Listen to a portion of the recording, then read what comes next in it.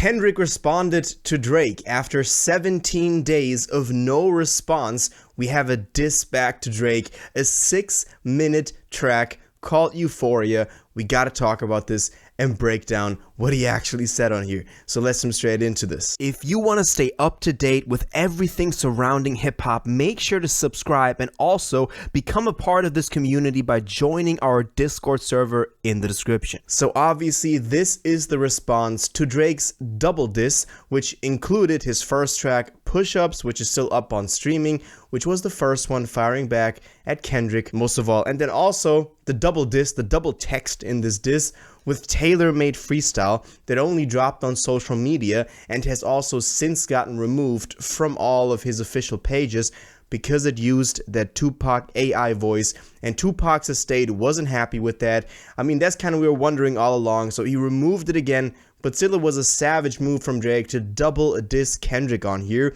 which all obviously originated from Kendrick's verse on Like That off of We Don't Trust You, Metro Boomin's and Future's album, and we waited 17 days for a response from K-Dot, and we finally got it today. He uploaded this on a random Tuesday, just like Drake dropped his track Push-Ups on a random Tuesday. I don't know if there's a connection between those two things, but he dropped the track on social media, on YouTube, for example, Euphoria.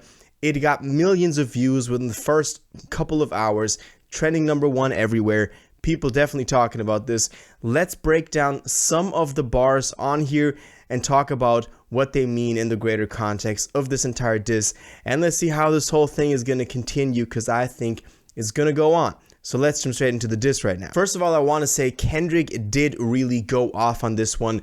We have 3 different parts on here.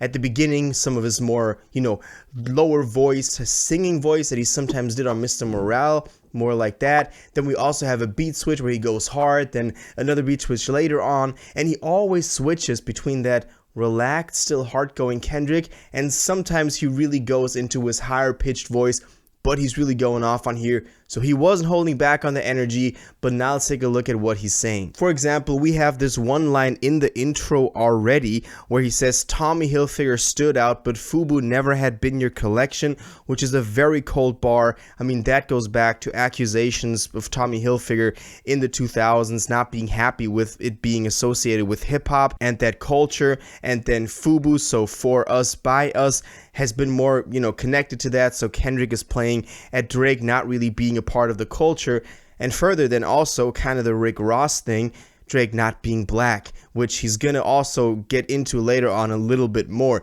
But let's look at some other stuff. So for example, we also have a very cheap bar, I guess, but it's always just nice little shots. I mean, Drake did this too because he was always calling Kendrick short and size 7 men's how you big step, and so Kendrick is calling out Drake again on his abs, saying let your core audience stomach that, then tell him where you get your abs from, because Drake obviously has the accusations up in the air that he got fake abs or surgery for abs. Then another bar, for example, ain't 20v1, it's 1v20. If I gotta smack people that right with you, this is also, a nod to the fact that Drake said, is this a 20v1 or what's going on? Because he was saying he has to respond to everybody, it's him against everybody. But then Kendrick is saying it's not a 20v1, it's a 1v20. If he's also got to address all the people that are ghostwriting for Drake, which has been accusations in the past. So again, also a classic kind of line you can throw out there. Then again, that same theme, how many more black features till you finally feel that you're black enough, which, is kind of like just a shot out there, but it still works. So we got to take it like that. Then, for example, he just blatantly goes on to say, I hate everything about you. He says, it's always been about love and hate. Now, let me say I'm the biggest hater. I hate the way you walk, the way that you talk. I hate the way that you dress.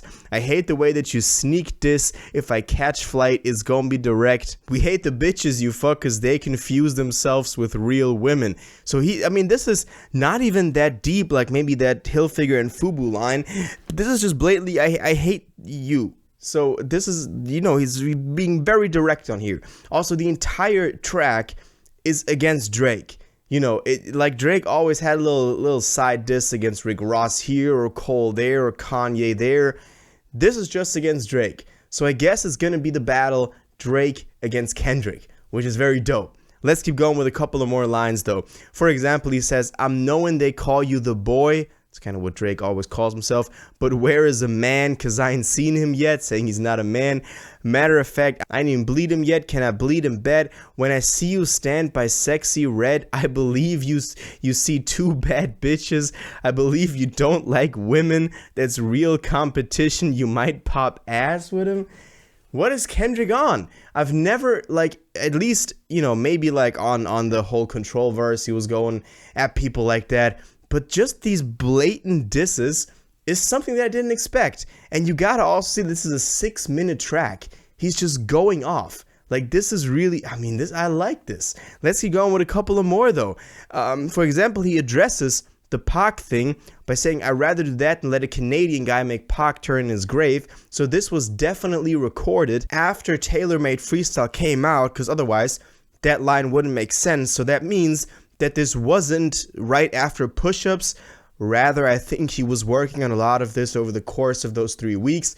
And this particular line was after Taylor Made Freestyle. Also, a line that I think a lot of people were looking for was actually a reference to Pusha T, which was Drake's last rap Eve 2018. Yeah, fuck all that pushing P. Let me see you push a T. You better off spinning again on him. You think about pushing me. So he's saying, yo, better go against Pusha T again, because it's not a good idea to go against Kendrick like that. Then also something that is connected to the Pusha T thing, I guess, which is it's cold. He says, y'all think of my life as rap? That's hoe shit. I got a son to raise, but I can see you don't know nothing about that.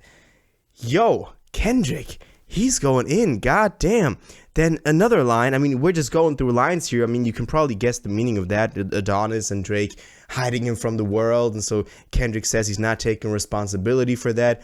He also says, there's 3 goats left, and I see 2 of them kissing and hugging on stage, referring to Drake and Cole going on tour together, and that, you know, they're all friendly with each other, so there's no, you know, there's not real beef between them. But Kendrick's saying, like, yo, y'all kissing and hugging on stage, I'm coming at you for real. So this is definitely, you know, he's taking this very seriously. I mean, this is the opposite of what Cole did. This is what we wanted Cole to do. And Kendrick is delivering exactly on that. And that makes it so interesting. Also, something that, you know, again, circles back to a lot of these things is Yachty can't give you no swag neither. I don't give a fuck about who you hang with. I hate the way that you walk, the way that you talk. I hate the way that you dress.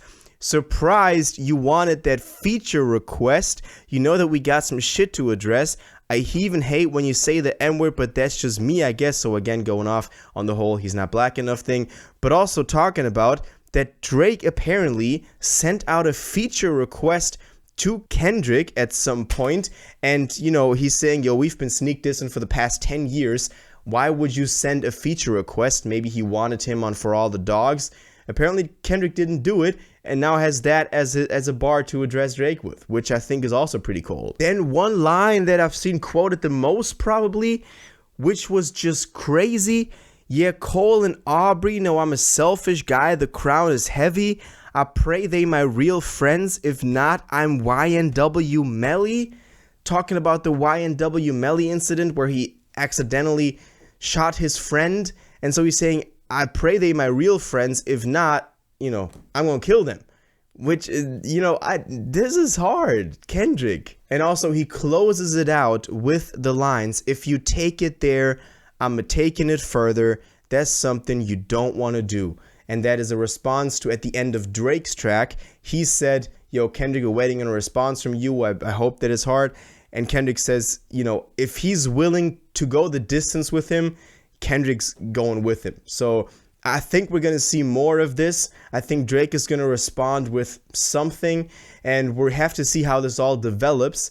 But it's getting very interesting. As I already said, to kind of recap this entire thing, because we still have to break down so many more bars. We don't even have time for that, but there's probably going to be a lot of videos breaking that down, because there's so much. It's a 6.5 minute track, and I've probably a lot of those flew over my head. Like, I'm not gonna lie, I've listened to it a couple of times.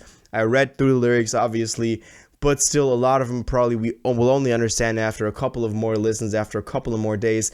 by now, definitely let me know what your favorite bar is on here and who you think is in the lead right now. But what I wanted to say is that Kendrick gives the fans exactly what they want. We wanted this to develop into a battle that is really interesting, where we don't know who's gonna, respond next. And Kendrick taking that time and then dropping a 6.5-minute track shows that he's down to take this the distance. So let's see how Drake responds to this. I'm very excited. As I said, let me know what team you're on. What do you think Drake is gonna do now? Do you think that this is all gonna, just develop and just have disses back and forth? And one thing that I want to know from you, which bar is your favorite? Which diss is your favorite in Kendrick's Euphoria track? Let me know all your thoughts on this in the comments down below. If you watched this video to the end and liked it, and you want to stay up to date with all current hip-hop events and releases, make sure to subscribe, turn on notifications, hit that like button, and go follow my social media, and most importantly, join my Discord in the description. Until the next one, you'll have an incredible day, and you'll take care.